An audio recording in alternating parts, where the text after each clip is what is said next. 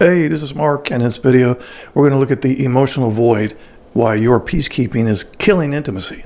Let me ask the neurotypical wives out there something that may feel uncomfortable, but honest. Have you slowly learned to speak less, to need less, to want less, so your ASD husband won't shut down, melt down, or retreat? And now you feel invisible, lonely in the same room, like the marriage is quiet but hollow? If that's you, then stay with me, because what you're experiencing is not a failure of love. It's something that I call the over-accommodation trap. And today, I'm going to explain why making him too comfortable is actually destroying intimacy and what to do instead. So first, let's look at what over-accommodation really is. Over-accommodation doesn't start as a weakness. It actually starts as compassion.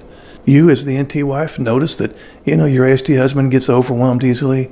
Emotional conversations lead to shutdown. Conflict creates anxiety or withdrawal. So you, being the good wife that you are, you adapt. You stop bringing things up. You lower your expectations.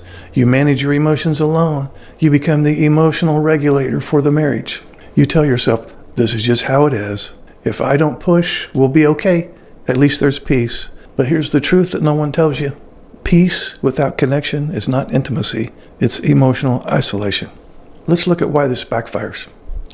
When you over-accommodate, something subtle and dangerous happens. Your ASD husband learns that withdrawal works. Silence is safe. You, my NT wife, will carry the emotional load. And over time, he becomes comfortable in emotional absence. Not because he's cruel, not because he doesn't care, not because he doesn't love you, but because nothing requires him to re-engage. Meanwhile, you pay the cost. You start to feel unseen, unchosen, unwanted, and emotionally starved. This is where many NT spouses say, I've lost my shine. I don't even recognize myself anymore. I've turned into somebody that I don't like. Okay, well, you didn't lose your shine. You were trained to dim it, though. Now let's look at the emotional void for the NT partner. And here's the part that hurts the most. You're still married, still loyal, still functioning, but emotionally, you're alone. You've become the therapist, the peacekeeper, the one who absorbs disappointment quickly. And your needs, well, they're treated like threats to stability. So you stop asking. And when you stop asking long enough, your nervous system learns that I'm not safe to need anything. That's not marriage, that's emotional self-sabotage. Now here's the breakthrough I want you to hear clearly. Listen.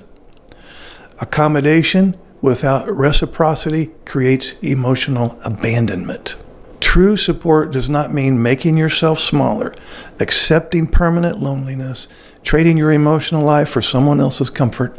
A healthy relationship, neurodiverse or not, requires mutual support, shared responsibility, and emotional presence on both sides. Your needs are not too much, they're just human. And when a relationship requires one person to disappear so the other one can feel safe, that's not sustainable. So let's talk about what healing begins to look like. Healing doesn't mean forcing him to change. It means you stop disappearing. You begin to name your experience calmly, reclaim your emotional voice, set boundaries around chronic withdrawal, and seek support outside the marriage if needed. And most importantly, you stop believing that love requires self-sacrifice without return. That belief is what's hurting you.